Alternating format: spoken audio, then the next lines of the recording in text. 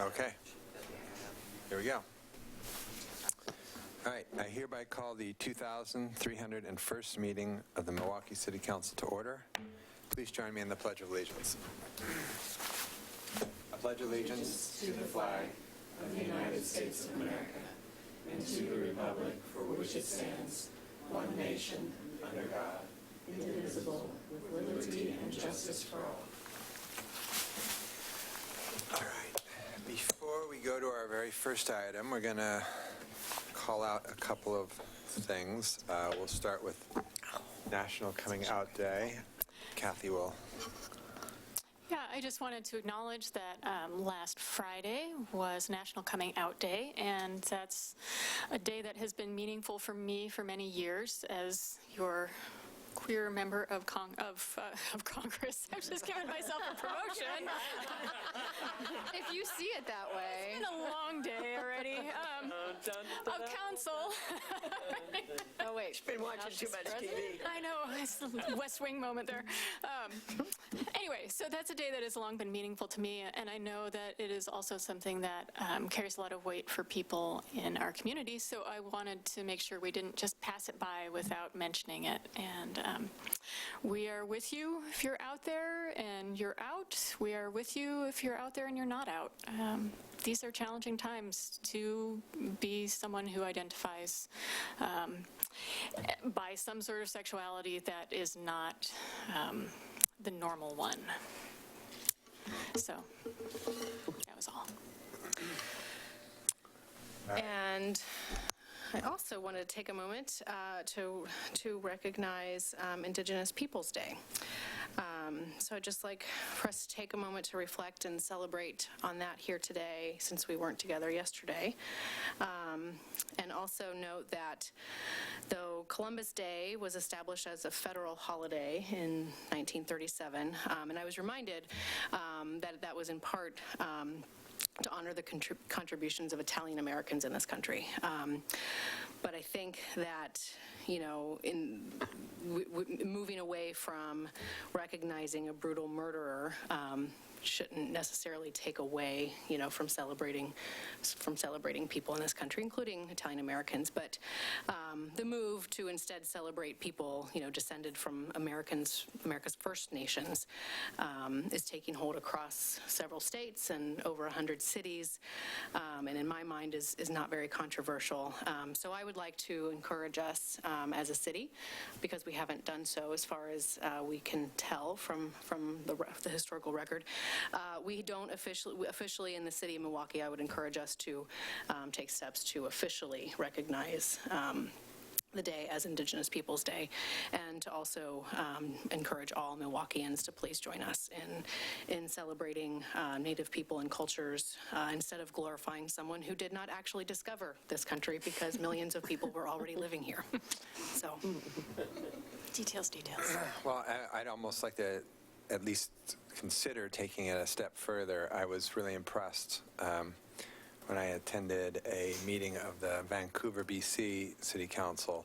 They opened the meeting with a recognition of the First Nations peoples that were here every single council meeting, and do so in the native language for one of the statements. So if that's something that this council is interested in or would like to consider further, I would be very interested in. I would like to explore that with the Grand Ronde. Right. I would like to have their input before we did anything like that. Absolutely. Yeah. But absolutely. Yeah. Cool. All right, so maybe we can, you guys have a contact there. I know that you've started, so let's look into that further, please. All right. So back to our regularly scheduled agenda. We have our Milwaukie High School Outstanding Student Achievement Award for October of 2019. We have Spencer Prasad, and he will be introduced by, did I say it wrong, even after you told me? Oh, good. I was like, he will be introduced by our principal, Carmen Gelman. So come on up. Nice things only. I don't think you would be here if she wasn't going to say nice It's things. usually really mean, so I'll save all the dirt for when I need something. So thank you for inviting us, and thank you for acknowledging those two dates, because I think they're really important, and it means a lot to our student population and this community. We have a very, very diverse high school, and so I really appreciate that you acknowledge that, so thank you. Also, I was thinking about you all on the way over here, and I was like, my days get so crazy busy and all of that, and I was just thinking how much I enjoy being able to come here and present our students to you, and so I'm really grateful for these opportunities for our kids and for me, because I get to like spend a little bit of time with them sometimes, you know, when I'm doing other things, so thank you. Spencer's here today, and he's amazing. I know I sent you information and you got to read it, but Spencer, I was talking to Dad tonight and just telling him and Mom how grateful I am that they've raised such an amazing young man. And in my daily work, I don't always get to spend a lot of time with the kids that are doing really well. And Spencer is one of those students that does really well. He's a leader. He creates really positive energy in our school community. He's coaching with the volleyball girls. I mean, he does so much. So I have a couple things that teachers said about you that I want to read to you. Excited to hear what they Yes. said. So it's just a couple that I printed, because I Okay. always like take a few and then Yeah. just print them, and then I'll read them to you and you can have them. Thank you. Okay? So Spencer is amazing and is always helping out others. He really cares about Milwaukie and his classmates, and that's from Miss Lockwood. Spencer, he is very kind, always has a smile on his face with people laughing around him. One of the best qualities is how inclusive he is. If someone throws out a high five, he's right there to accept it. Go Spencer, and that's from Miss Rook. Spencer is a kind, happy, helpful, spirited young man, Mr. Taylor. And then Spencer is one of the hardest working students I've ever had. He turns in work on time in capital letters. That is always above what I've asked for. Spencer is thoughtful and intentional in his responses and demonstrates empathy and curiosity about people, both in history and the ones right in front of him. He balances his academic effort while managing our girls volleyball team and as our ASB president. Pretty impressive. Also, he has the best laugh. You want to laugh? Okay. Oh my gosh. And a wonderful sense of humor. Love that kid, Mrs. Battistel. Of course. Thank you. And I say coach, he's the manager, but he's coaching too. So he's really athletic, and so watching him play is really fun. Thank you. And I appreciate you for everything that you do. Well, I appreciate you. Thank you for nominating me. Absolutely, you deserve it. Thank you. I'm honored.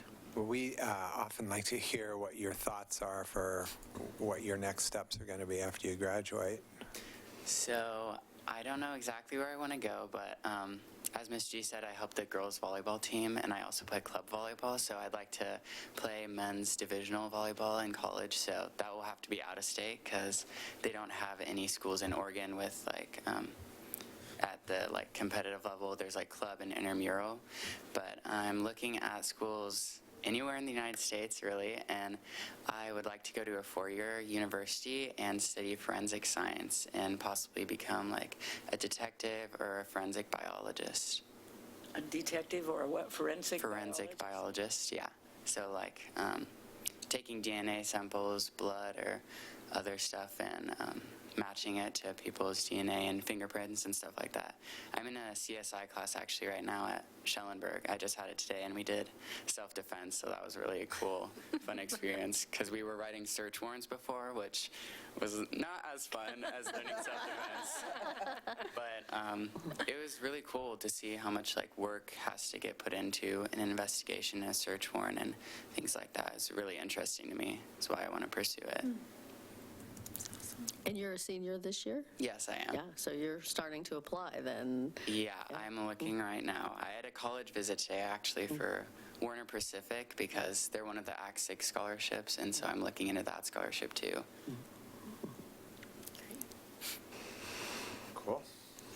right, who would like to start? I guess I'll start. You have an impressive, as always, all the students that the principal brings Thank us you. have impressive credentials, all these AP classes you're taking, National Honor Society, and tennis. Talk about tennis. So you like volleyball better than tennis, I take? Yeah, well, volleyball kind of led me to tennis. So I started last year, and it was so last minute. Like, I got on the team, I think the day that we were taking team photos, because I didn't know if I could handle tennis and club volleyball at the same time because it's in the same season. But I'm really glad I did because we had new coaches that year, but they were amazing, like staff and admin at the school, and so it was kind of chill, and that's kind of what I needed for my first year because I had never like competitively played. I played with my dad and my brother just for fun, but I mean, it's not like we're good, but we just have a good time out there. And I think I personally did better than I thought, and I tried to push the team harder because it was like everyone had never really played tennis before, so I tried to just make sure like that everyone knew what they were doing and knew the rules because I had past knowledge on it.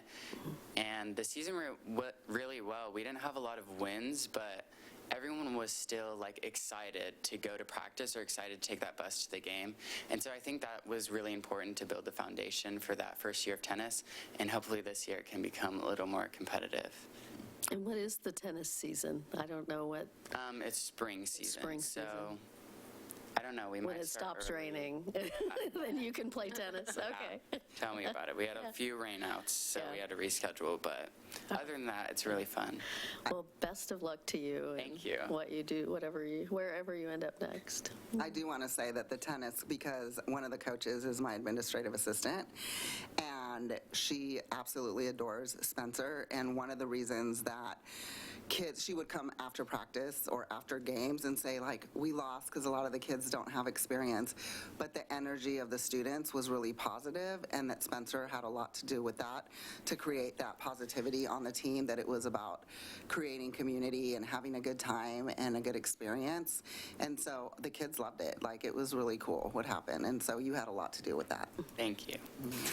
Try to include everyone because you never know, like, going to school or playing a sport is like a getaway for some people because then they have to go home and they have not as supportive parents or siblings or guardians. So I try to make it a safe place where everyone is welcome at our school and after school activities. Well, kudos to you for that. Thank you.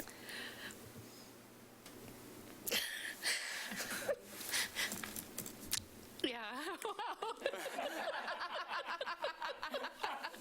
You want to knock on that? This side of the room.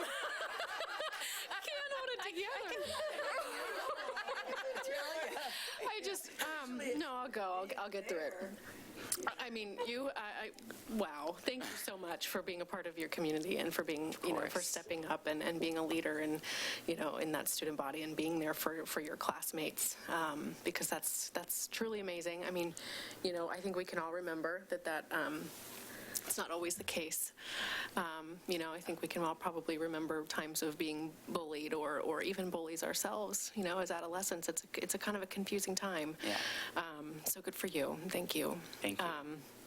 And I also just have to, recognize Principal Gelman just brings us such amazing kids every month. And I think, you're another example of sort of, that leadership, comes to us in all different ways. And it's not just that because you're an AP student and you're going to excel academically as you always have. And, but it's also because of all the leadership qualities that you demonstrate in all these other areas of your life. And I think I just can't thank you enough for recognizing that type of that leadership, that it exists in so many places and in so many people.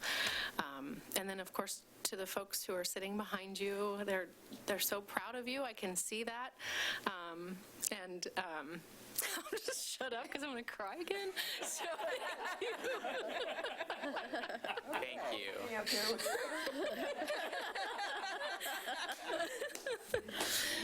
Where's yours? Way to go, I'm amazed.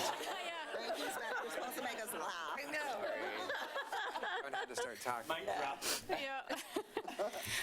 Well, I think there's something that you've demonstrated in the way we're all responding to the story of who you are that is unique and really valuable. And I guess I would just offer that the blend of intelligence and compassion and sensitivity to the people around you is a really valuable combination. And, if forensic science doesn't work out for you somehow, politics is not actually a bad place to put those things.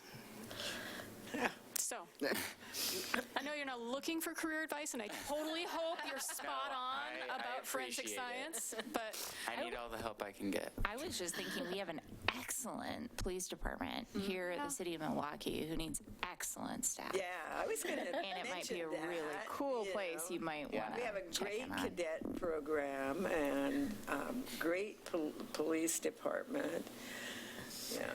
Yeah, and when it comes to the politics parts of things, you have what a lot of people lack, and that's the opportunity for relationship building, because not everyone knows how to do that, and not everyone thinks about the other people rather than putting themselves first. It's as Councillor Heisey said, it's a rare commodity, and as the others have said, wow. So thank you for being thank you. and thank you in the back of him there for raising, such an excellent youth. So. I've learned a lot this year that sometimes, even if I'm the president or I'm in student government, I'm one of the faces of the school, that I personally have to step back sometimes and let other people lead in things where I may not excel the most at, or I know that I can always be the first person to start talking about a subject. I raise my hand all the time, but sometimes it's more about letting the people who don't raise their hand, or they just raise their hand for the first time, and being okay, show me what you got. I want to see what you have to say as well. And I think a lot of that helped. I go to leadership camps, OASC, and so that really, they helped to teach me that, we are in different councils and we make different cheers and stuff. And my first year, I liked to lead a lot of stuff, but my second year, which was sadly my last year also, last summer, I realized okay, I'm not going to be back here. I'm going to make great memories, but I don't need to be the center of attention, or I don't need to be the one leading everyone. I can do that from behind the scenes and let the younger people who are going to do this for years and just be the face of our future. They can just take lead, and they don't need me necessarily, and I'm okay with that because I know that I can still be there for them. Well, that also makes me think at some point in time, Principal Gilman she can talk to me, and then we'll talk to you about RILA, the Rotary Youth Leadership Academy that happens in the summertime. So I think you'd be a perfect candidate for that. you. So, we'll keep that in mind. Okay. Yeah, thank you. I guess I would say that you are exactly the kind of leader that the world and America and everywhere desperately needs. Thank you. And so please continue to be that, be willing to step into that.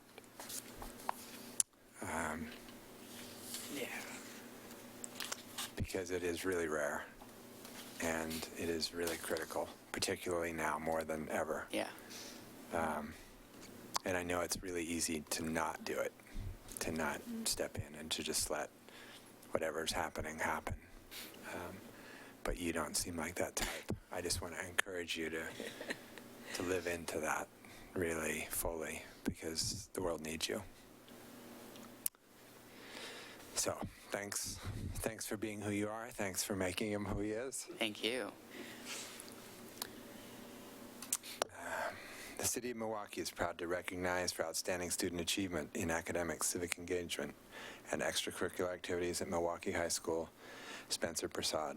Let it be known to all that on this 15th day of October 2019, the City Council of the City of Milwaukee, a municipal corporation in the County of Clackamas in the state of Oregon, recognize this student as an excellent example of the bright future of this community and nation.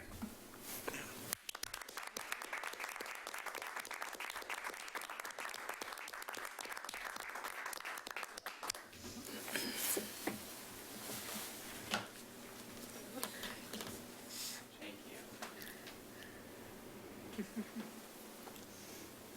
I say a quick thank you to everyone welcome. here? Thank And you. Thank you, Good Ms. luck. G, for nominating me, and for my parents and my grandma, all my family for making me who I am today. Especially my mom and sister were also in student government, so they're a big inspiration to me. My big brother, if he didn't beat me up, I wouldn't be able to get back on my feet. Same thing with my dad and my grandma, always being there to support me when I would come crying to her after he beat me up. Not fair to use the mic like that when he can't.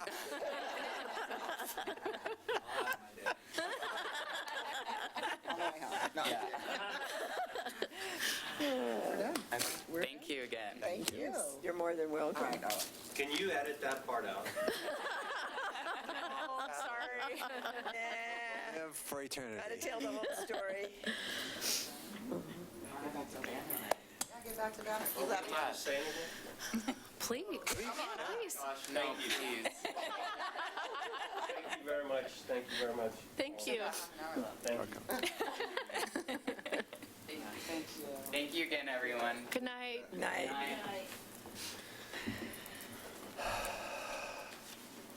See how lucky I am? Yeah. Yes. He's such a great kid, young man. So, y'all made me cry. Okay. So update? Sure. Okay. Yeah. So we are working on getting you all into the new building, but the person that has to do that just got back from Europe. So he came back last week, so we're working on a plan to get you guys to come over there and get a little tour of the new building. We officially have one. Oh, you we have a do? date. Yeah, it's on a date. Oh, I didn't know. We got it on the 19th, Scheduled. I believe. Yeah. And you know, you have to wear pants and closed We toed can't show up shoes. with no pants. pants, and then you're going to get a beautiful hat and I mean, we vest. sit behind the dais. Nobody really knows. But you're in for a treat. I was just in there on Thursday, and it's so beautiful. And I was talking to my team, and I think I'm going to have to have teachers pick straws or pick numbers, because there's no way that I'm going to be able to assign rooms, because there might be a battle. There's one room specifically that's breathtaking, and it oversees the river, and the windows are from ceiling to the floor, and it's it's gorgeous. I can't wait for our kids to have that experience of being in a building and getting to have such nice things and a beautiful place to learn. So I'm really excited. This week is homecoming week, so every day there is an activity that they're doing, because they're grade level competitions, and then it ends. So he's going back to banner night. So the theme is decades. So ninth graders, their decade is the 70s, and then 10th graders, it's the 80s. Juniors, it's the 90s, and then seniors is 2000s. And so this happens all week. So today they're doing banners that represent that decade, and it's a competition. And then they're going to make floats. And I don't know if you all know, but there used to be a big parade, but because of all the construction and everything, we're not able to do the big parade. But we're still going to do a parade where we go around the neighborhood, and the kids come out of the Waldorf school, and they all wave, and our whole school does it, and it's really fun. But right before the parade, there's a big lip sync competition that starts at 1:30, and so the kids all compete. They do these lip syncs, decades, and there's a few we're going to have a secret staff lip sync. So the kids don't know yet, so we'll get to come out there and party with them. But things are they're going well. It's the beginning of the school year, so lots, kids trying to settle in and that kind of thing. We just got a wonderful donation of $4,000 for textbooks for AP Psychology, which was really exciting. That's a lot for a community member to donate to us, so very excited. And I just think lots of really good things are happening in our school. I met with my student advisory committee yesterday, 40 kids, and we made a list of what's going well, which I did last year as well, and then what are the areas that we need to improve upon. And so the what's going well list grew, so I was really excited, because last year there were 2 things on it. But I was just really impressed with our students, and the students that are on there are 9th through 12th grade, and I make sure that we have race and sexual orientation, right, like gender and all of that, and different races and different, we have kids that might struggle with behavior or regulating their emotions. We have kids that are AP students and get straight A's, and so it's a really diverse group of students, and they all do really well when we're in there. And so yesterday it was really cool to see kind of like the list that they were putting together. And last year, as we ended the year, they had brought things forward that we needed to work on, and so they were able to like cross out some of the things that they felt we needed to work on that we worked on. And so it's a really good opportunity for me to tell them, like, here's what happened when you said this, here's where I took it, here's the conversation, here are the things like that we struggle getting through, because you have to jump through certain hoops, right, and let them understand kind of the bigger picture of how schools work and all of the things that school leaders and different people go through to make something happen, system work. So yesterday they brought up some really cool stuff, like we have many more, a lot more good teachers than bad. So that was good. And so they said, we really like our teachers. And they said, diversity, because I've been really intentional about making sure that I like recruit and hire people of color and LGBTQ plus as well, because I want our staff to represent the students that we serve. And so kids noticed, and they were like, we like that. We love the diversity. They said we've learned a lot about different cultures. So last year we had a few assemblies where we had like a woman empowerment assembly, a positive masculinity assembly, a pride party on the track. And so kids are starting to like learn, and they said they really enjoyed learning about different cultures and things like that. And then they said that they also are feeling more empathetic and self-aware. And those were lists that they created, and that was really cool. And the self-awareness piece, they talked about that they feel like they're much more thoughtful about how they treat one another, and they're aware of themselves, but also like others. And so they felt like it's been like this snowball effect that's been taking place. So that was really exciting for me to hear that from kids, and to know that like they're having these experiences and they enjoy them. So I don't know, other things that we're doing, we've gone into a partnership with Equal Opportunity Schools, which is an organization to look at our AP offerings so that we can develop more AP courses and get more students into these courses. Traditionally, a lot of students of color have not been in AP, so we want to be really intentional about making sure that our students have access, and what does that look like, and how are they going to be successful when they do that. We've gone into lots of things academically that we're looking at, kind of raising the bar and giving kids more opportunities. We implemented full 9th grade teams this year. We also implemented a few team teaching models. So some of our students who might be ELD but also have a special ed are also on an IEP for special education.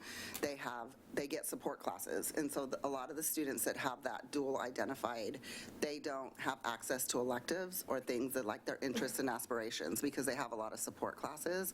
So we've moved a few classes into a team teaching model, so where we have a special education specialist along with a English language learner specialist that teach together, so the kids are in that class, and that opens up a section for them to take an elective. So just trying to like do some things like that to provide students with more opportunities and a voice to be able to talk about the things that they get excited about. So those are just some tidbits that we have going on. Cool. Yeah, thank you. We're excited to see the Yeah. school, so. Yeah, I can't wait for you all to see it. It's going to be great. It's beautiful. So can't wait to open. My office is kind of big, so please, I did not design it. It's almost embarrassing. I was like, well, you're the principal. I know, but yeah, it's kind of big. So I could put a bed in there.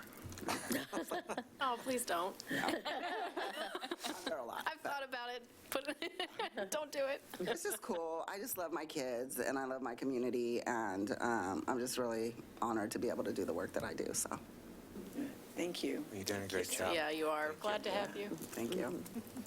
Yeah. Thank you. Okay. You all have a good night. You too. Too. See you in a month. All right. Actually, maybe before that. All right. Tonight's consent agenda includes the minutes of the September 17th, 2019 work session and the September 17th, 2019 regular session. And that's it. Shocking. Does any member, That is a really short. Yeah. any member of council wish to remove an item from the consent agenda? No, Nope. I'd move to adopt the consent agenda. I'll second. It has been moved and seconded to adopt the consent agenda. All those in favor? Aye. Aye. Opposed? None heard? Passes unanimously. Audience participation. Are you here to speak to us? Then I will not read this entire paragraph. Thank you. Is there anything do from have- last week, Ms. Ober? We do have some things from last Okay, week. cool. So the first is that we did contact Public Works about the yellow striping that was brought forward to you, and that should be fixed if it's not already, but it will be fixed in the very near future. The second point was actually, we had a request from Bike Milwaukie to look at an alternative path formation for the Milwaukie-Monroe corridor for the Monroe Greenway. Staff did meet with them a couple days later and sat down and talked about their thoughts around that application or that concept. And I believe they're going to continue to chat. One thing that should be noted to the public and to all of you is just that any changes to a corridor, first and foremost, would not impact existing applications. So even if we change something, it wouldn't change applications that are currently standing, which have also been their concerns. And the second piece is that we're not sure that changing a concept plan actually achieves what they originally were trying to get to. So our goal has been to meet with them and to make sure that we're incorporating their concerns, their thoughts, and making this function long-term. And we'll continue to work with them in the coming months. Cool. I should also take that opportunity to thank everyone who came out and fought for the Monroe Greenway funding at Metro. I really appreciated it. I know all of council did and staff did. Just, we far outweighed. We brought so many people to that discussion, and it actually helped. We saw the score shift. So our project is scoring better now because of the community who came out and said that this was really important to them, and that is a lot of money for us. So hopefully it was enough, but please continue to send in letters and continue to support that application. All righty. So, our next item of business is an expedited annexation of 10119 Southeast Stanley Avenue, file number A-2019-005, an ordinance. And this will be introduced by our Associate Planner, Brett Culver.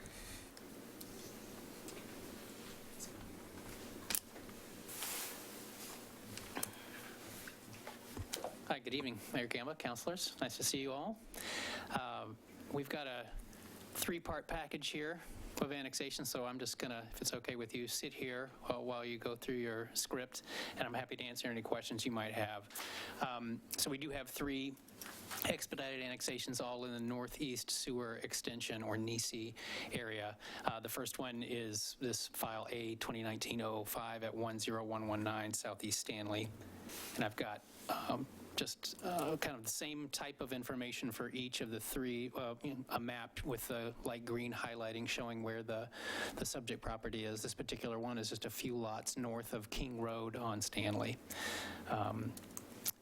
And the kind of a phrase that we're using with all these tonight is an emergency connection. They've made what we call an emergency connection to sewer. Just to explain that a little bit real quickly, because it does apply, I think, to all three of them. For the most part, what we are seeing in this area is in conjunction with sales of some of these properties, the current owners and or I guess, I'm not sure who's who's instigating it, but either the buyer or the seller is saying, before we do this transaction, we want to connect to the sewer. And so in many cases, it's not that their septic system is actually failing. In some cases, maybe they are tired of having to pay to get it pumped out. But that phrase, emergency connection, is one that we use in the context of the connections being made before the property is officially in the city, and we have rules and protocols for that. So this, like the other two that you'll see tonight, are all in that situation, that they've connected to the city sewer already and have paid all the fees that they needed to. And each of the ones tonight had a couple was identified as the owners. Are they the buyers, the sellers, or it could be either one? For two of the three, in fact, the first two, the two that are on Stanley, the original applicant was the person who was selling it, and the transaction got done before we've gotten here, and so we had the people who are listed as the current owners now are the ones who have bought the property, I think. So, in case it's useful, for what it's worth, I've listed here the approval criteria for expedited annexations, which are the same ones you've seen before in our assessment for this, as well as the other two, is that it meets those criteria. And so our recommendation is for you to approve the annexation, and we'll apply in this case, an R10 residential zoning to the property.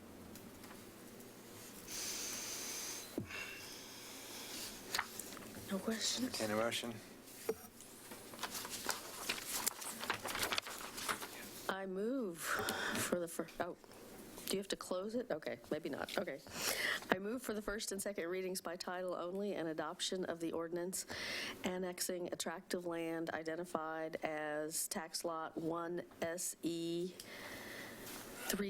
1S2E 30DC 03300 and located at 10119 Southeast Stanley Avenue into the city limits of the city of Milwaukie.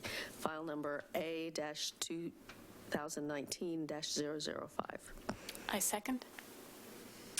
It has been moved and seconded for first and second readings by title only and adoption of the ordinance annexing a tract of land identified as tax lot 1S2E 30DC 03300 and located at 10119 Southeast Stanley Avenue into the city limits of the city of Milwaukie, file number A-2019-005.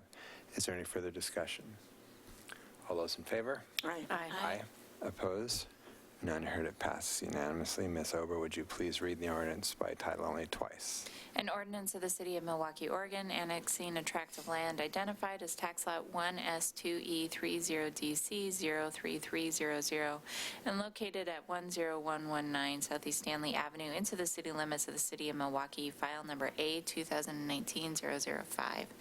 And again, an ordinance of the City of Milwaukie, Oregon, annexing a tract of land identified as tax lot 1S2E 30DC 03300 and located at 10119 Southeast Stanley Avenue into the city limits of the City of Milwaukie, file number A-2019-005.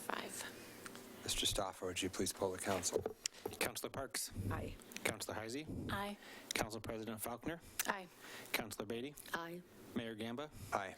Motion carried 5-0. Ordinance 2182. Next, we have the expedited annexation of 9514 Southeast Stanley Avenue, file number A-2019-006. Also an ordinance, also to be introduced by our associate planner. Yeah, sorry.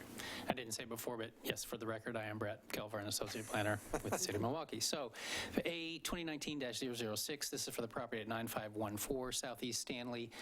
Showing it here in the photograph. It's just a block or two north of the park on Stanley, Ball Michelle Park on Stanley. Similar situation. It was a change in ownership during the annexation process. The current owners, the people listed on the application now, are the people who are in possession of that property. So the same recommendation to you as with the other ones. This one would also receive an R10 zoning designation. Can you go back to the map? This has nothing to do with this particular annexation, but I've been asking this question for a while about, and it looks like you've remapped. You've kind of done your map differently, and so you've got the grayed out properties and And so which ones are in the city versus out? Fair question, yes. And I do kind of have a final slide after you've gone through the other two Oh, okay. annexations that I'll show you. I understand there were some questions about where are we with numbers Right. in and numbers out. But yeah, for purposes of this photo, the kind of the hazy looking properties are ones that are already in the city. Okay. And the bright dashed yellow line is showing kind of where the city limits are. So the pockets where you can see kind of the more clear, unhazy properties, those are the ones that are currently still outside Outside of the city. That's Great. Yeah, That's very helpful. Yeah, so it's That's much filling in. clearer than some of the other mapping. Sure. So Yeah, that's thank you great. for the question. That's, I would entertain a motion. I would move for the first and second readings by title only and adoption of the ordinance annexing a tract of land identified as tax lot 1S2E30DA 03500 and located at 9514 Southeast Stanley Avenue into the city limits of the city of Milwaukie. File number A-2019-006. I'll second. It has been moved and seconded for first and second readings by title only and adoption of the ordinance annexing a tract of land identified as tax lot 1S2E30DA 03500 and located at 9514 Southeast Stanley Avenue into the city limits of the city of Milwaukie, file number A-2019-006. Is there any further discussion? All those in favor? Aye.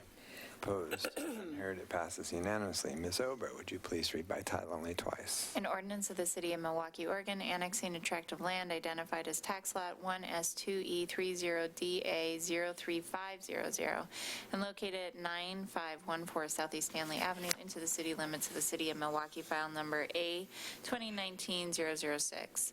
An ordinance of the City of Milwaukie, Oregon, annexing a tract of land identified as tax lot 1S2E30DA 03500 and located at 9514 Southeast Stanley Avenue into the city limits of the City of Milwaukie, file number A-2019-006. Mr. Stoffer, would you please poll the council? Councilor Parks. Aye. Councilor Heisey. Aye. Council President Faulkner. Aye. Councilor Beatty. Aye. Mayor Gamba. Aye. Motion carried 5-0, ordinance 2183. All right, and the last expedited annexation for the evening of 5820 Southeast Morris Street, file number A-2019-007, an ordinance. Mr. Keller. thank you. Yeah, here's the map showing this property. This is also on the Stanley Avenue corridor. This is actually just north of Johnson Creek, passing through the area. It's on Morris Street, and it's the green highlighted lot here. This property would receive an R7 zoning designation in the area. And our recommendation is for approval of the annexation request. Okay. I move for the first and second readings by title only and adoption of the ordinance annexing a tract of land identified as tax lot 1S2E30AD 03800 and located at 5820 Southeast Morris Street into the city limits of the City of Milwaukie, file number A-2019-007. I'll second. It has been moved and seconded for first and second readings by title only and adoption of the ordinance annexing a tract of land identified as tax lot 1S2E30AD 03800 and located at 5820 Southeast Moore Street into the city limits of the City of Milwaukie, file number A-2019-007. Is there any further discussion? All those in favor? Aye. Aye. Opposed? None heard. It passed unanimously. Ms. Ober. And again, an ordinance of the City of Milwaukie, Oregon, annexing a tract of land identified as tax lot 1S2E30AD 03800 and located at 5820 Southeast Morris Street into the city limits of the City of Milwaukie, file number A-2019-007, and again, an ordinance of the City of Milwaukie, Oregon, annexing a tract of land identified as tax lot 1S2E30AD 03800 and located at 5820 Southeast Morris Street into the city limits of the City of Milwaukie, file number A-2019-007. Mr. Stoffer. Counselor Parks. Aye. Counselor Heisey. Aye. Council President Faulkner. Aye. Counselor Beatty. Aye. Mayor Gamba. Aye. Motion carried 5-0. Ordinance 2184. Great job. Thank you, Brett. Thank you. Oh, yes, Oh, you were yeah, going to show us the the map. new map. One more kind of item here. So I've got the map here on the left of the areas highlighted in green. This shows the Nisi area, so that boundary where we set up a reimbursement district, kind of where we annexed the rights-of-way, installed the sewer. So this was the starting point back in 2009, 2010, when we did that project.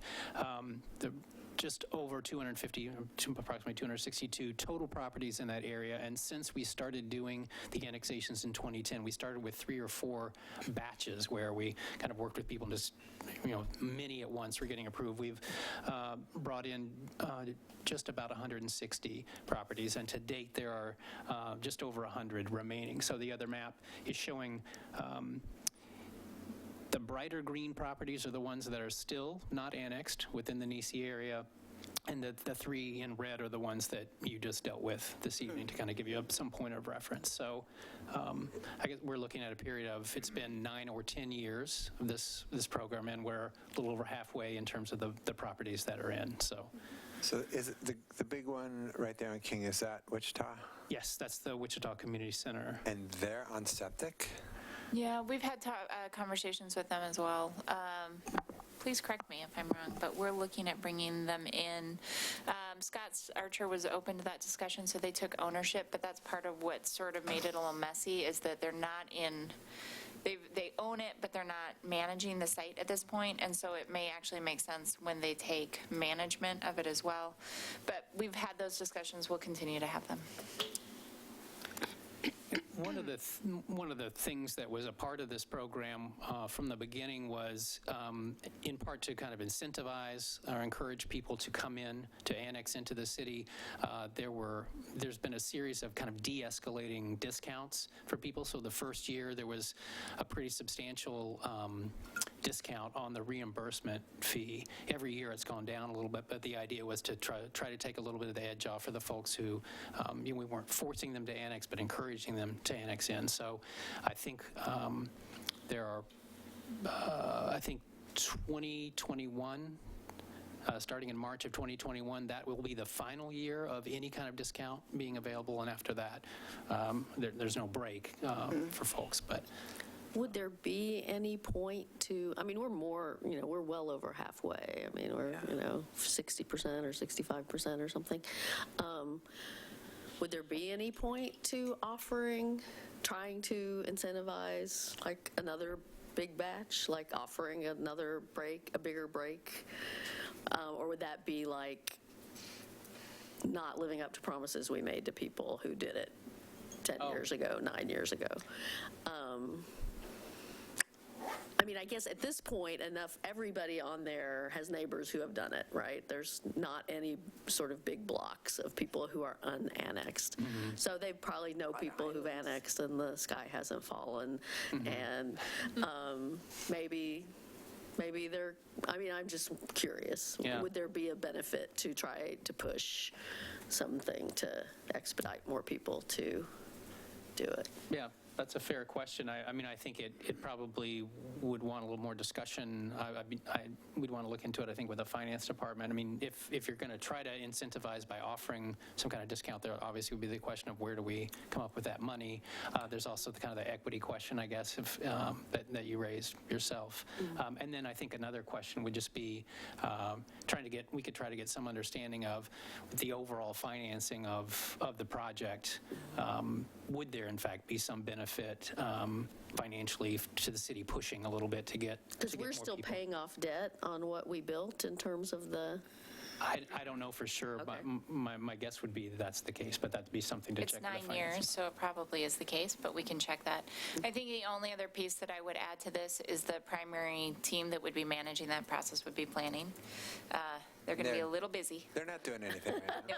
So that is my caution, is that this may Yeah. not be the day that we Yeah. want to launch that, but I think that we can look at when we might need to, like when we start having a few when does it make sense to just try and get the last of these in? But I'll talk to Brett, and we'll talk to Denny and Bonnie and see what it would And really other take. islands that aren't in this particular section too. It would be great to just get all that cleaned up so we don't look like Swiss cheese. It's looking less Swiss cheese. I mean, look. Then they'll have to reprint those stickers. It's going to continue looking like Swiss cheese until we actually annex the entire UGMA. Whole thing. I mean, we're going to be chasing that forever, I think. You know, and it occurs to me that a lot of this area is also the area that's being studied for the Prosperity Project lab that we're working on through Clackamas County. And annexation or belonging to a city or not may be one of the discussion points that comes up in the next, few meetings that we have. So it's good for me to see this. Because I sit on that Prosperity Project lab team, I'd be interested in having a copy of the map as it exists now with the, annexations and what isn't annexed and stuff, just so I could reference to it during those meetings if need be. So a map of this area? Yeah. Kind of this Yeah. Okay. Yeah. So that would be great. Thank you. Okay. One other thought, I guess, on the money part of it would be if there was some push to try to incentivize or get more people to come in, and there was a sense that there wasn't, the city didn't have any available funds, another idea would be to maybe just try to publicize or highlight the remaining de-escalation date. So, to Yeah, send well, a that's letter, true, let people too. know, hey, this is, you're about to Come lose the now, upper. now this kind of That's true, discount if you too. wait. It'd be a bad letter to send out, just as a reminder Yeah. to those folks in that district. Yeah, and then I It's guess relatively low impact, low cost, low time constraint. the boomerang part of it would be if you do get people to Busy. take you up on that, maybe we could be a little strategic about to think, maybe we Batching get them. back to some batches, because there is a certain economy of scale for us too of putting these all together, not asking the city manager to read three different was so ordinances fun. at once. You did it really well. But yeah, maybe those are some Highlight thoughts. every Wait, is day. that possible? Can we, was there some, we would have to We could change. rewrite some, Right. We Well, could do it when we open up. Well, I was gonna That's say, how the they were done before. earlier ones came in, it seemed like somehow they read. It they was didn't- a single ordinance that kind of included a list of the properties and their tax numbers, and That would be I think really it was amazing. streamlined. Maybe we should do that. All right, so I got a marching order about trying to get a copy of this map Yeah, to thank the- you. the I council. appreciate that. Okay. Get some letters out. Yeah. Any other questions about this? letters out, and also how do we fix the getting lists together? I mean, isn't there a little bit of work there too? So that we're not doing 3 separate ordinances every time? Well, I think maybe as part of the letters out idea, I think maybe part of the direction we can take from that is stepping back and kind of thinking it through or strategizing, because I think we might want to coordinate with our engineering department, and also thinking about the workload thing and timing, just to think about how or when to do that so we could be systematic about it. Because like Ann said, it's not completely no cost in terms of staff time. So maybe we can take as a directive the idea of thinking about how we would do that. Sounds great. Okay. I'd just like to say, too, thank you guys for doing these. I know we've had quite a few of them in the last couple months, and I know it probably seems pretty rote or routine, and that you're very practiced and very well oiled with getting them done. And it may not seem very exciting, but it's really appreciated. I mean, I think it's part of following through on a project that the city started a decade ago, and does make a difference, I think, for the people who are enjoying this service and now part of the city. So thank you for that. Do you know do they have to do something with DEQ to decommission the septics and stuff? Do you know about that? I don't know details. That's probably I think there is some Question kind for of Peter or somebody else. but process. Yeah. Okay. So Sounds messy. Thanks, Brett. Thank you. thank you guys. Thank you. And I have also- 2 septics in my yard, Yeah. apparently. When they did utility locates, they outlined them, yeah, yeah. That's where you put your garden, right? That's why those bamboo are growing. Yeah, well, I lost a tree that was over one of them, but, yeah. Well, also just a personal note, really nice to be here tonight with, this is a really, I got a lot more than I bargained for. I really appreciate you guys, your handling, and yeah, it's really nice to see what's happening in the Thank community you, with good people. Brad. Yeah, thank you guys. Always good to see you.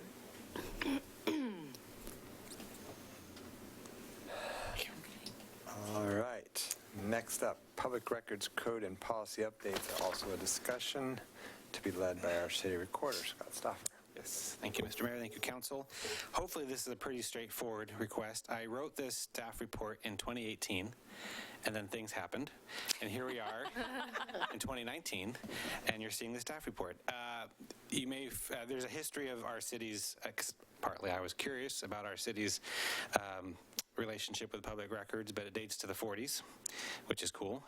And there was a big push in the 70s. We can think of some national things and reasoning why that would have been a thing. Oregon adopted its public records law in 1973. One of Governor McCall's accomplishments that doesn't quite get to the Beach Bill or Bottle Bill status, but it's still important in some circles. We adopted it about the same time. We revised it several times since then, and it's been a good decade since we've updated our part of the code for public records and our policy. And the trigger in 2017, as you may be familiar with, the legislature made some pretty substantial changes. The creation of a public records advocate and a public records council, which Milwaukee's own Karin Power is a member of, which I think is super awesome. And the big thing that trickled down to cities, a lot of that was aimed, again, there was some statewide stuff that happened that triggered the state policymakers to think about how we can get better at that. The things that came down to us at the city level is it put in place before the state law said, respond to a records request as soon as practicable. Not very clear, so they instituted a 5-day period, 5 business days. You have to acknowledge a request in 5 days, and then you have 10 days to complete it or give an update. So that was the big thing that came down for us. Thanks in much part to my predecessor, Pat Duvall. That's not a fear that we have ever had at this city. Speaking generalities, there's always exceptions, I suppose, but we meet that 5-day timetable. I have no fear about that. We meet the 10 time. We're very communicative, I believe. We communicate with those who make records requests for us. So I'm not really concerned that our code necessarily needs to be updated, but it's been 10 years. It's been almost 2 decades, I think, since the code has been touched. And there's some little things you saw in the red line edition that I'd like to see made of the ordinance, and then the policy just has an old web link, ci.milwaukee.or.us, which doesn't exist anymore. So and then again on the wonky side, earlier this summer, our attorney general. Everybody gets promotions tonight. We got a congressman and an attorney general here. Are loaded. It's only 7 o'clock. We're good. Goodness, we are tired. Oregon's attorney general puts out a public records and public meeting manual, and they hadn't done Why one. did he look at me? It's part of the story. It's part of the story. I was going to say, earlier this summer, Justin, our city attorney, and I geeked out because the Attorney General's office finally put out a 2019 manual, which had been since 2014. They were supposed to do it in 17. Anyway, it's a big deal in a lot of circles. It's green covered. That was a big addition to us. When it came, it was green and it was yellow before. So anyway. I was waiting for that so I can, so our policy now will reference, which there's been some significant changes. In the world of 14 public records meetings and records law, email hadn't been treated, a lot of the records changes were email related, electronic. Anyway. A lot of that boiled down. The big thing is that it puts a 5 and 10 day for records request, and I think cleans up our policy and code. And there's no shall in there. I was just going to say, And to that point, I'm glad I wrote it in 18 because former counselor Abma was able to weigh in on these edits too. And so those are some of his remarks on the margins in there. But our city attorney did review it, and we're happy to present it. So there's no motion being asked tonight. I just wanted to bring it. I hope it's pretty straightforward. Happy to answer any questions, and then I think we'll bring it back on November 5th for adoption if it meets council's approval. Okay. questions? No, No, I thought, fine. pretty much read through it. Yeah, no, I think the change to the word record, like, there's some inconsistency issues that we had, so those are good too. Those are being addressed, yeah. So it'd be a code change, or proposing a policy change, which are both pretty straightforward. The third document, that was, well, the ordinance and resolution were in there too, but the fifth attachment is sort of our internal, it's our public facing, and it's got a lot of text, but we do refer to different pieces of it. A couple times a year, we do get requests for fee waivers. And I think we work with the city manager on that and making those decisions. I think we're pretty judicious about it. So, yeah. How many requests a year do we get? That is a really good question. It's in the hundreds. We're Is not it? big potatoes like some of the big state agencies that are really, that's where a lot of the rules changes are coming from, because the big agencies and some other things, not to call out my colleagues at our state level, but 90% of the requests we get, and we get probably 20 to 25 a week, Wow. on a busy week, building, people buying and selling properties, and police requests, police reports for insurance, car breaks, and things like that. It seems to be growing. I've complained about it my entire time here at the city of Milwaukie. Unincorporated Oak Grove does not realize they're not in the city of Milwaukie. Oh, yeah. And so a lot of so probably 10 a week are, thank you for your request. You actually need to talk to Clackamas County. Here's the link to their records form, and they're on their way. But, and that does kind of seem, maybe it's the real estate, people are buying and selling properties or looking at redevelopment on McLaughlin, basically in Gladstone, and then sending us a request. But yeah, it's a few hundred. We're not, I know other cities, my colleagues at Oregon City and Lake Oswego have higher volume. But yeah. They're bigger cities, yeah. Yep. Yeah, yeah. I deeply appreciate that both of you are so geeky about this stuff. It was a big day to me. It was green. We didn't know what color the cover was. It was highlighter yellow. They literally carried it around the building. I showed all of us. What am I doing? That there was a new one. Was there an envelope opening ceremony? Like, what color is it gonna be? They were wondering what color tags they would put in it. They were talking about what changed. They were very Choices. excited. Yeah, I love it. Showed I up love one it. day and it was on my desk. It was like Christmas. Especially since it was green, right? Okay, then. So Yeah, okay then. That's about the righty. All right, what's the next subject now? we'll bring it back in 2 weeks. And Yep. go from there. Thank you very much. Work, good work. Excellent work. The next one might be a little more controversial. Clackamas County Water Environmental Services Equivalent Dwelling Unit Calculations, a discussion which will be introduced by our own Angel Falconer. Sure. So the last time we talked about this, I think, was also probably the same time that I accepted going and being our person on Thank the you for that. various Thank West you. really appreciate it. So I also want to give just a really quick update on the governance thing too, because I have been attending those meetings. But on this one, so we had a conversation, and then, we had a subsequent conversation, well, sort of offline conversation about writing a letter to the county and talking to them about hold up on, the sort of range of proposals that are before you for increasing SDCs, because we haven't yet had an opportunity to have a conversation about how we calculate dwelling units, how they calculate dwelling units. So currently, a 500 square foot ADU is calculated at the exact same size as a 4,000 square foot home, regardless of whether or not both have the same. I think we all probably know that they don't have the same impact on the system. And so we're about to have that conversation at WES and make a recommendation to the Board of County Commissioners.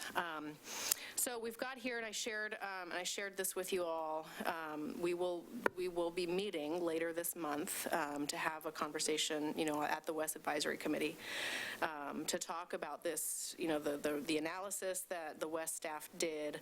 And I hope you had a chance to take a look at it, but they've sort of approached it with a couple different sort of data sets. And it looks like to me that the staff is basically making two recommendations that I think that we'll probably end up considering at the advisory committee, and I think, I have in my mind, if we're going with one or two, one of these options, I think the one, to me, with more options makes more sense. I have a hard time thinking that an 800 square foot ADU has the same impact as a 3,799 square foot house. But that is what the proposal is under one of the recommendations. So if you skip down to RS 102 and 103, you can kind of see those, I think, or actually maybe even further down is the best illustration. Sorry, let me go down to actually where those visually are put a little bit closer together, and that's actually clear down at the bottom on RS, apologies, 137 and 138. It looks, Okay. gosh, this is, sorry, no, that's not right, 141 and 142. So recommended approach on 141 shows essentially 3 categories. The first is the smallest SDC for under 800 square feet. Then the second is a group of that group that I just mentioned, the 800 to 37, almost 3,800 square feet, and then above 3,800, above or equal to 3,800. The one below it is the one that I think makes a little bit more sense. Still starts out with the same SDC dollar figure, but breaks it out in a more gradual way. Yeah. So it kind of groups together. If I were writing this, I don't know that I would put 800 and 1,800 or 1,799 together. Maybe I would want even more. I think, so anyway, I guess what I wanted to just make sure to, get a little bit more feedback on is, does the second of these two options reflect a little bit better of sort of where we were hoping they would end up, and also align better with our housing goals? I want to make sure I'm looking at the right one, 142, RS 142. Correct. Yeah, gotcha. Okay. No, you're not. 142, yes. Yeah. Page 142, RS. 142. RS 142. Is it RS 142 or RS 139? They might be the Look at the number at the bottom of the page. Oh, that's a method, so I don't think, okay. that isn't one of the recommendations, right? This So- is the correct page. No. No. It's not the one we're Keep looking going. at. Go down to 142, and you will see this, the one I of, wasn't sure if the RS 142s were lifted from the West packet numbers, or if they were ones that Scott. No, they're no, we yeah, they're applied them ours. for rate. Stands for regular session. Gotcha. I'm all good now. Thanks. So, 141 and 142, those are the recommendations that are going to be discussed at the West Okay. Advisory Committee. So just one of the things that occurs to me is a lot of the cottages we're going to see are going to be sort of 600 to 1,000. That's kind of going to be the range. So the one time clear back up in the packet, there was one where they broke it down, and the bottom grouping was 1,000 square feet or on it, 999 square feet or on it. And then they had two other sort of middle groupings, and then the really big house grouping. This one's okay. I'm happy to bring still would- different recommendations. I mean, that's also what I would ask them to look at what would it look like if the bottom was 1,000 or 999 square feet and below. Is that still considered an ADU? I mean, my house is not Well, much these more are than not that. just for ADUs, so No, these could it's be not. cottage For clusters, anything. there'll be. Gotcha, yeah, of course, that's right. I'm just thinking, Do it. yeah. I was just focused on almost row ADUs, I'm sorry. houses or anything. This would, it just goes into the unit size. Yeah, So those, those seem like 1,000 and under kind of seems like a grouping. I mean, if you were going to do another one, I guess it would be the really tiny, like tiny home kind of ADU 500 and under, but I don't know. yeah. I like 1,000 for a break. What I was curious about, though, when I started to do this math, and then I had a meeting that interrupted all of it. You've got 3,800 square feet, so basically 4 times as big as 800 square feet, and it's not even twice as much. So I still think they're, and I know they did this based on all these averages and all this stuff, but I also noticed, and I don't know if they threw out those anomalous ones, but at the very smallest of buildings, if you notice, the water usage was really big for the first two groupings and then went back down to a normal, and then there was like a transition that looked really, Yeah. so I don't know what was happening in those 10 or 12 houses that they were using.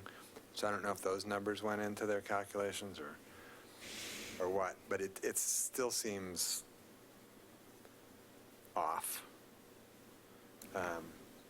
Did they consider calculating it by number of fixtures or calculating it by, they purely tried to do it by winter water This is all the use? information I have. And I mean, calculating by number of fixtures just invites people to play. Yeah, that's Right. a very hard thing to count. I mean, they say, oh, I'll just have one fixture now. I'll just Yeah, have you one can't- toilet now, and I'll just Yeah, put in you another can't toilet down. You can't hide the square footage of your, Yeah, like, right. you can't hide your footprint. I mean, I think that's, to me, that seems fair. It also, and I kind of trust the information. It makes sense to me when I'm thinking, like, what is, I mean, it sort of equals generally how many people are living in the unit, and so that really probably drives water usage, as, Up to the point where you have swimming pools, and then, well, sure, yeah, but, then your numbers are going to be off, but, yeah. So if you look at that table that Kathy started at RS 139, so it gives you the percentage of the ADU cost, or EDU cost. And I guess, to me, that looks like a fair distribution. Like, I wouldn't expect a 800 square foot house to be 1/4 of the cost of a 3,200 square foot house. I mean, I would expect there's some scale going on there. So, I mean, I don't know. That does not strike me as an unreasonable sort of assessment of percentages. so a breakdown, I mean, our recommendation could be even more breaking out. Well, I'm not necessarily suggesting that. I just see that, you look at this to 749, which is not 800, which they're recommending, but it's 68% of the total of the current ADU amount. So the smaller house is paying 68%, the bigger house is paying 121%. I just like that table for that information. I Yeah. didn't see that information in Okay. every table. Okay. I think the 5 is a pretty good, we could quibble with 800 versus 1,000. We could quibble with where they make the breaks, but I mean, I think it's a pretty reasonable thing. It's a marked improvement over what we have now. Sure. It is. What do we, does anybody know off the top of their head what the multifamily break is right now? 'Cause Oh, that's all there is right now, is just, That's included in there somewhere. I think yeah, it's I at know it is, 60% and or I saw it, it's and I like, was trying to, I don't, I'm sorry. here. because it seems like the smallest units should be, at the very least, that. Right? So if it's 60%. Well, it's an interesting question that will come up about, yeah. Because how many apartments? Should we treat duplexes, at what number does multifamily kick in? Does it kick in at a duplex, or does it kick in at a fourplex, or does it kick in at a bigger number than And that? is a row house a multifamily? Right. Or, it's like. How many row houses do you have to have for it to be? I think Anne has some answers. I actually don't. She I has do no have an answers. answer that we're going to be talking about this for your comprehensive plan and code rewrites in Right. 6 months, and that's a great time for us to have some. Yeah, I mean, that's not, yeah, exactly, it's not really, I don't know, I thought I saw it in here, but I guess it was just a reference to multifamily. And 60%, not- but I couldn't. I don't know. That's what I'm remembering from the conversations that we've had. I think it was So- approximately 60%. If you were going to have a conversation with them, I would be aiming that the smallest unit should be on par Comparable. with the multifamily percentage. I'm not sure I agree with that, Why? to be honest. Well, because a multifamily, that means all these all these one-bedroom apartments in places that are considerably smaller than 800 square feet, or could be considerably, and certainly smaller than 1,000 square feet. Well, and if we've got cottage clusters that maybe are going to be that small, they will have landscaping and But that's, additional landscaping uses. doesn't go into the sewer system. This is all about sewer. This is all about sewer. It's not to do with water, it's not to do with anything else. It's purely about sewer, so it's what goes into the sewer pipes. And I would argue that a couple living in a 500 square foot ADU or a 500 square foot apartment are going to use pretty much the same amount of water. Yeah. They're going to take the same number of showers, use the toilet the same number of times, wash their dishes the same number of times. I don't see any significant difference in the lifestyle Yeah. between a 500 square foot apartment and a 500 square foot. No, but you're talking about going to 1,000 Well, square I feet. said the more and breakdown is better. The more broken down it is, the better. I'm a fan of 6 or 7 breakdowns, but Because, a lot of the apartments we have going in here at Axletree are 400 to 500 square feet, 400 to 600. studios. Yeah, well, and one-bedrooms are in that range, too. So under Question 600. about how many people are going to live there. And if 2 people are going to live in that, it's the same thing as 2 people living in. Yeah, but how do you know? You don't. It's an Yeah. approximation. We've got to and just that's- go on square Because if you go by that, it's the think same that's number of 2 right. people living in a 3,000 square foot house. right. So. So one thing that I noticed on RS 139 is the 2 biggest jumps in percentages are between the 500 to 749 and 750 to 999. It goes from 68 to 81%, and then from 1,000 to 1,500, it goes from 81 to 94. So I just think it's interesting that you have those bigger jumps At that lower. at the lower end versus 101 to 106 when you go. Yeah, and I think that came from. It's a logarithmic 3 or 4 scale. percentage So. Yeah, well, and it was about what they were able to find on actual usage, so Right. the information. And I think what it probably reflects is that a lot of those smaller, they have fewer occupants, right? Right. So you have more, when you get into that, 750 range, you're talking about and higher, you're talking about 2 bedrooms versus 1. Right. And so I think that that's probably why, and that trues out with the actual usage that they Right. found. Yeah, it's just an interesting discrepancy or chain, whatever. You get my point. And the higher levels only have about 4 and 5 percentage points separating. But our purpose here is to make these smaller dwelling units more affordable. Right. That's our goal. That's the whole reason we're having this conversation in the first place. So the more we can push them towards More fine-grained. either more fine-grained or tilting the angle slightly more, the more it serves our purpose. Yeah, and I wanted to hear that from you, because that was sort of what I was thinking, but I didn't want to go in there and say that this was our position without having this conversation.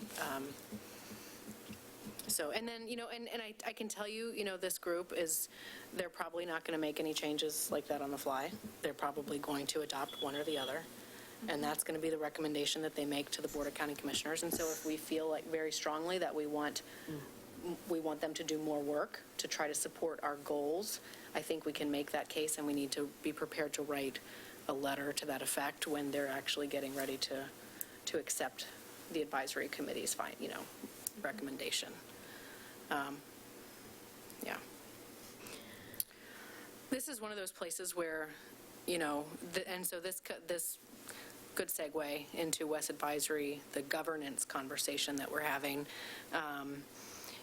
As you know, Gladstone and Oregon City don't have an elected representative, on the West Advisory Committee.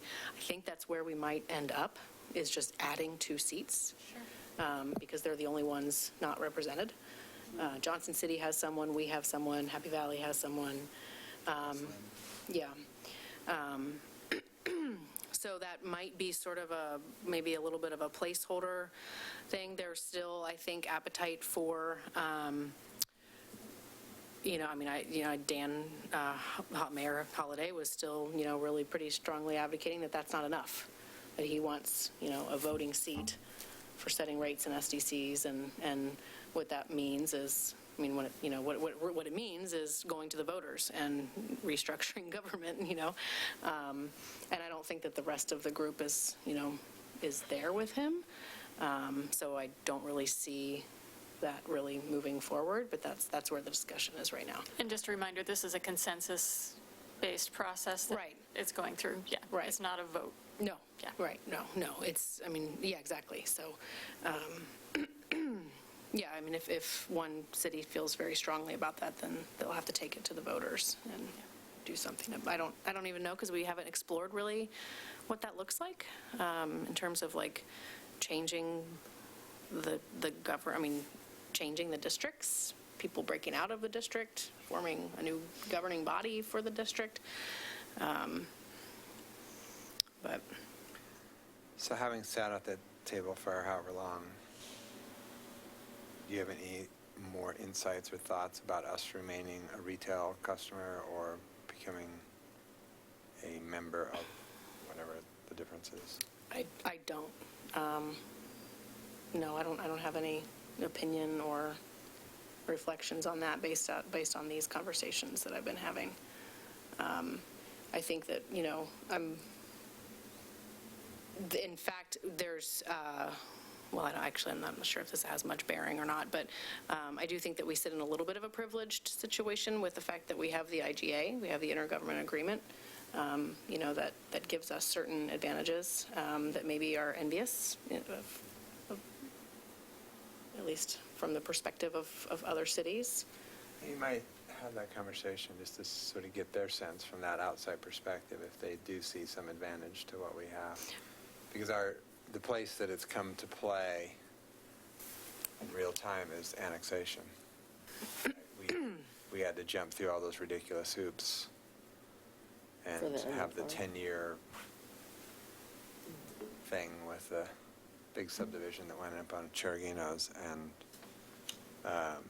it should have just been a straightforward, you're annexing or not. Yeah. If you don't, if you want to build, you annex. It's in the UGMA, in my mind. But they're panicked. Yeah, I don't know that there's any truth to it. It seems like maybe there's that perception. I don't know.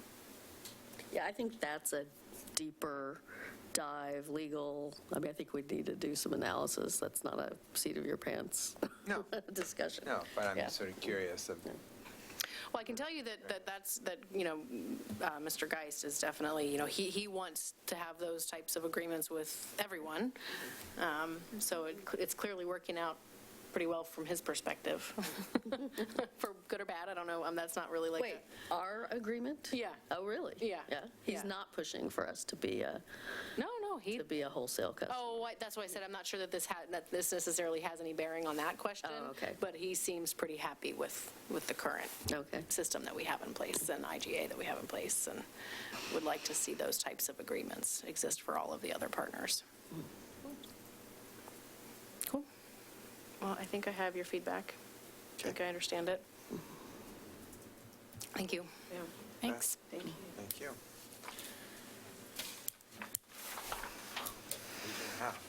Yeah, Yeehaw. been a little busy. All right. Join the Milwaukie Tree Board, city staff, and other volunteers to celebrate Arbor Day this Saturday, October 19th from 10 a.m. to noon at the city's Johnson Creek building.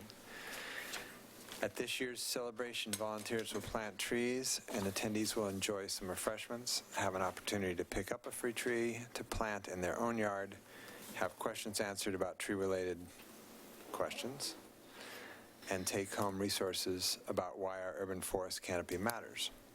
Anyone interested in volunteering is asked to RSVP. Visit the city's homepage to find out how to RSVP. Following 2 years of work and community engagement, the city is preparing to amend its comprehensive plan. Join us on Wednesday, October 23rd, to review the draft policies and learn more about the upcoming adoption process. The open house will take place at the Public Safety Building, and you can stop by anytime between 5:30 and 7:30. I feel like this is one of those ones I should read it and make it sound really mean and bad so that we get people to come because it sounded scary. But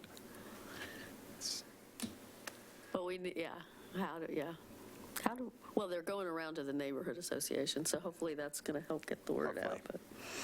But, All right, join NCPRD and the No Ivy League on Saturday, October 26th from 9 a.m. to noon in a region-wide effort to remove English ivy from parks and natural areas. The focus of the event in Milwaukie is at Elk Rock Island. Visit the city's event calendar on the homepage to find information about signing up to volunteer. Milwaukee's downtown businesses once again invite the community to its annual downtown trick-or-treating event on Saturday, October 26th from 2 to 5 p.m. This is a great opportunity to explore downtown with the entire family while gathering lots of treats along the way. and if you haven't heard, apparently there's also an adult zombie parade we're going to have. Not heard of You it. haven't heard that? Oh, yeah. There are people who have. I have not. Made in Milwaukie is, they're going to make you up, wear your old tattered clothes, and Zombie-worn they're going to have people doing makeup to turn people into zombies and parade at 5 o'clock through downtown as zombies at the end of the That'll be trick-or-treating. fun. Yeah. Yeah. Yeah, I Alrighty. think that's where my granddaughter's going to be. All the way. Cool. Yeah. Okay, well, besides the zombie parade, while you are downtown on October 26th, be sure to stop by the temporary location of the Leading Library for a Halloween scavenger hunt from 10 a.m. to 6 p.m. 10 pumpkins will be hiding in the children's library. Find them all and get a prize. All ages are welcome. Join the Davis Graveyard on Thursday, October 31st from 5 to 10 p.m. for their Halloween night block party. Keep in mind that Southeast 43rd Avenue will be closed for the event from Southeast Johnson Creek Boulevard to Southeast Roswell Street. The city is once again hosting 5 free leaf drop sessions for anyone who lives in Milwaukee city limits. How would folks determine whether or not they live in? How would they know, or how would we know? Well, how would they know before they packed up all their leaves and brought them to us?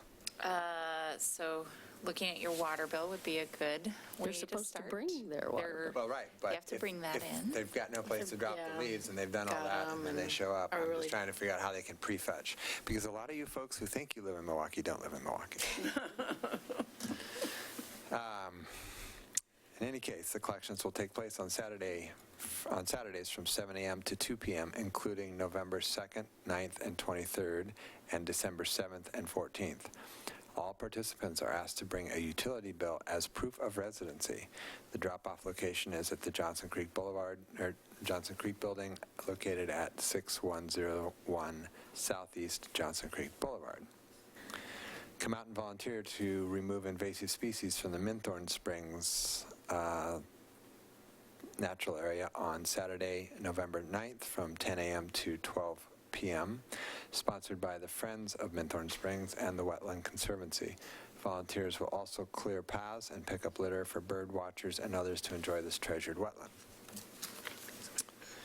Save the date for the Milwaukie Parks Foundation lunch party on Sunday, November 17th from 5 to 7 p.m. at the Chapel Theater on Harrison Street.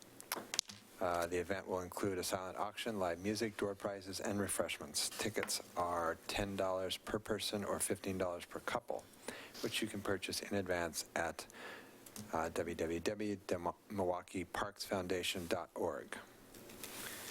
For more information about each of the events mentioned, please visit the city's homepage at www.milwaukeeoregon.gov. Can I ask on the leaf drop? I guess I thought I heard they were going to have, maybe not each day, but some of the days they were going to have it here in the parking lot where I have not heard that. You have not heard that? Okay. I guess I'm... Can I add May an not be event? crazy. I just haven't heard it. Okay. Okay.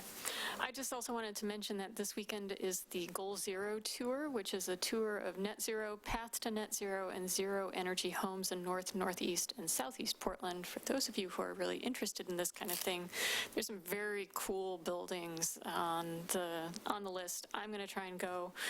It's from 10 until 4 p.m., and if you just look up Goal Zero Tour online, you can find more information. And that's on Saturday, the 19th. Yes, I did say that. Sounds awesome. Got nothing? Nothing? Nope, we got it all. Nothing? All righty. Are we going into a... On adjournment. On adjournment? Oh, here we go, more pages. Upon adjournment of the regular session, council will meet in executive session pursuant to Oregon Revised Statute 192.6602I to review and evaluate the job performance of a chief executive officer, which narrows it right down. Other officers, employees, and staff. If the person whose performance is being reviewed and evaluated does not request an open hearing. All right, I would entertain a motion to adjourn. I move to adjourn. I'll second. It's been moved and seconded to adjourn. All those in favor? Aye. We are adjourned.